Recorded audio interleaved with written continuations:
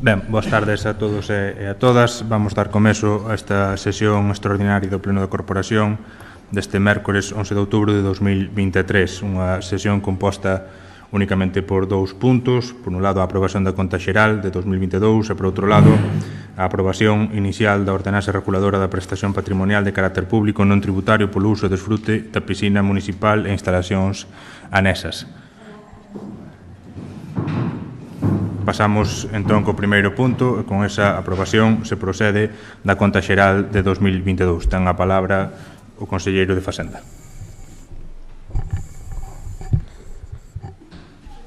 Gracias, alcalde. Bueno, traemos aquí a conta xeral, ven sendo o último trámite que lle corresponde ao Concello dunha conta xeral que se iniciou fai uns meses e que rematou a súa elaboración a finais de xullo, principios de agosto. Estuvo exposta a exposición pública dende o 12 de setembro ao 3 de outubro. Dicir que esta conta xeral, en caso de aprobarse, remítese ao Consello de Contas para a súa fiscalización. A conta xeral fai un balance entre ingresos e gastos e tamén indica varios indicadores como patrimonio neto, estudio de fluxos efectivos, etc. Dicir que a conta foi ditaminada favorablemente na Comisión Especial de Contas o 7 de setembro de 2023. Como ben di o seu encabezado, esta conta xeral é referente ao exercicio 2022. Unha conta xeral da Corporación Saínto, cal agradecemos o seu traballo, pero que tamén ten pouco sentido que agora afondásemos na súa elaboración.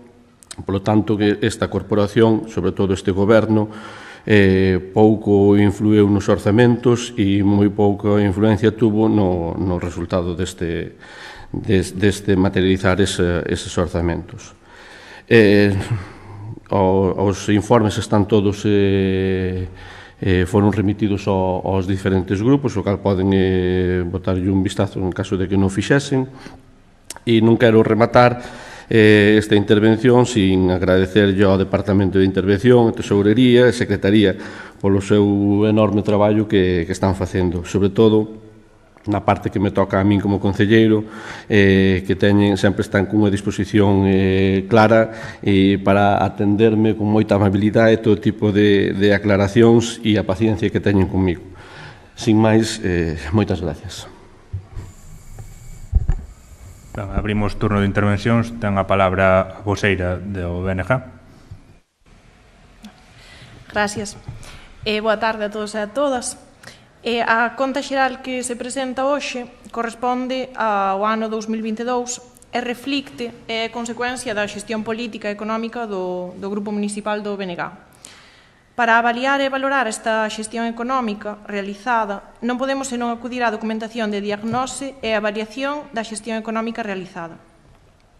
O documento que mellor reflicte esta situación é o informe de liquidación do orzamento e neste informe dice de forma clara que todas as magnitudes orzamentarias presentan datos satisfactorios agás a regla de estabilidade orzamentaria que presenta necesidade de financiamento.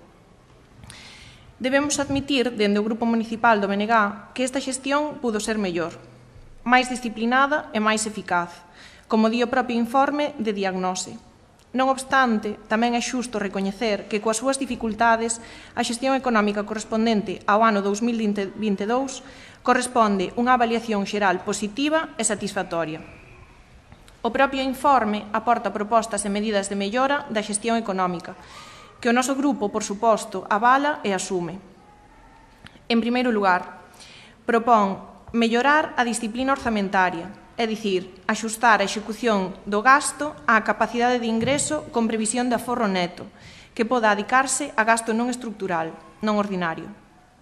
En segundo lugar, adoptar medidas de xestión económica para atender os apartados de gasto deficitario. Algúnas destas medidas xa se puxeron en marcha nesta nova corporación co apoio deste grupo municipal, como son evitar acudir á subvención que exixan aportación económica importante, destinar parte da subvención do POS ao gasto corrente, utilizar a maior cuantía do remanente de tesourería a amortizar anticipadamente operacións de crédito. En terceiro lugar, outra das propostas as indicadas ata agora son medidas sobre todo de xestión. O informe de intervención apunta unha última medida que, no noso entender, é fundamental na mellora da xestión económica do Concello e da que nada ou moi pouco temos escoitado, que é estruturar o financiamento municipal de modo que os recursos ordinarios se adiquen ás actuacións de carácter estructural, deixando o remanente para actuacións extraordinarias e puntuais. É dicir, conseguir un equilibrio entre gastos ordinarios e ingresos ordinarios. Neste sentido, o actual Goberno municipal, xunto cos grupos que somos da corporación, debemos avaliar e facilitar a posta en marcha daquelas medidas que axuden a resolver a situación actual de desequilibrio. Ao respecto, debemos lembrar que o desequilibrio está motivado en grande medida por factores de carácter conxuntural, como son o incremento extraordinario do gasto derivado do consumo enerxético tanto eléctrico como de combustible, o incremento tamén extraordinario do gasto derivado do proceso de tratamento das augas residuais coa entrada en funcionamento da EDAR, o incremento tamén extraordinario do gasto de atención do servizo do SAF, do que é bo lembrar que o Concello estáse a facer cargo dunha porcentaxe próxima ao 40% do gasto estrutural deste servizo, xa que a Xunta aporta tan só 9 euros dos 15 que custa o total do servicio. Incremento do gasto correspondente a benestar animal, asunción do gasto correspondente ao servizo da escola infantil. O BNG, pois, asume canto se deriva da xestión económica do ano 2022, pola súa responsabilidade de goberno. Mais lamentamos todas as informacións que se trasladan á opinión pública que tentan crear unha imaxe negativa da xestión económica, cando, admitindo que é mellorable, os informes económicos falan dunha economía razonablemente sana. Ao respecto, debemos lembrar que boa proba desta saúde económica son os recentes compromisos económicos asumidos polo Concello, como son o crédito para financiar as obras de rehabilitación da biblioteca, ou a solicitude do proxecto laboratorio ecosocial do Barbanza, ou a recente aceptación e próxima posta en marcha do obradoiro Monte Noso. En fin, o Grupo Municipal do BNG expresa a súa disposición a axudar na superación dos retos económicos que enfronta o noso Concello e pide ao Grupo de Goberno, en primeiro lugar, actitude receptiva para acoller as propostas dos grupos da corporación e, en segundo lugar, que comparta e dé conta das medidas que prevé poñer en marcha para resolver o actual déficit estrutural orixinado nas causas sobrevidas que xa antes indicamos, como é a alza dos custos enerxéticos, o gasto de EDAR, o gasto do SAF, etc. En definitiva, o BNG vai votar a favor de dar trámite á conta xeral do ano 2022. Gracias. Moi ben, moitas grazas. Ten a palabra o voceiro do Partido Popular. Moitas gracias, alcalde. En este punto, o Partido Popular quere resaltar sobre todo a deficiencia que hai na disciplina orzamentaria deste presupuesto desta partida do 2022.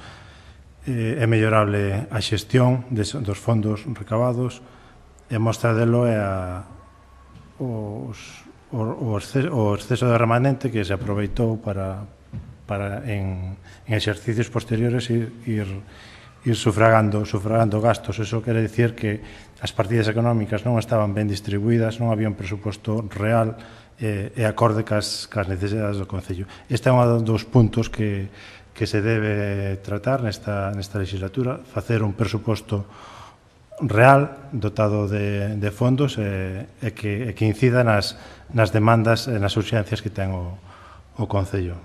Non vamos a comentar nada máis desta conta xeral de 2022. O noso voto vai ser unha abstención.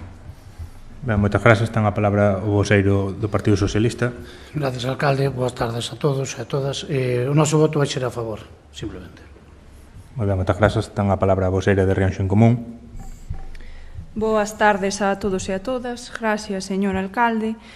remitíndonos ao falado na comisión pertinente, a legislación require a revisión da conta xeral do exercicio anterior ao Consello de Contas, e canto antes se remita, mellor. Esta conta, como xa comentou previamente o concelleiro de Facenda, pouco ten que ver co goberno actual, mais o carácter do voto de Rianxo en común será favorable. Moi ben, moitas grazas. Pasamos, por tanto, ao turno de votacións. Votos a favor da proposta da Rianxo en Común, Partido Socialista e BNG. Votos en contra, abstencións, a do Partido Popular.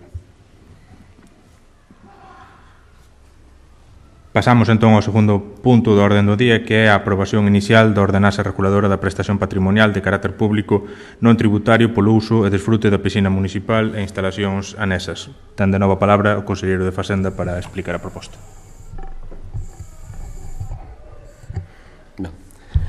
Gracias, alcalde. Bueno, traemos hoxe a este pleno esta proposta que ven sendo como unha segunda parte, ou máis ben dito, outra parte da actualización que solicitou a concesionaria que regenta a piscina municipal pola regulación que pide do IPC. Recordamos que esta concesionaria solicitou a revisión á baixa do IPC.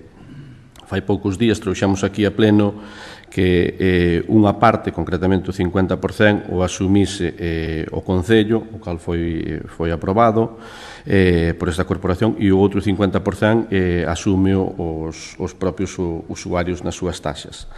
Dixemos aquí que se utilizou unha proposta do anterior concelleiro de Facenda que xa tiña un traballo feito, o cal nos parecía ben utilizala e así non ter que empezar cun traballo novo, o cal demoraría bastantes meses esta aprobación. Coa aprobación desta ordenanza resolvemos unha demanda xustificada e recoñecida nos pregos da concesionaria co Concello e en caso de ser favorable remitiríamola á exposición pública. É dicir, que esta ordenanza afecta a todos os usuarios da piscina. Sin máis, moitas gracias.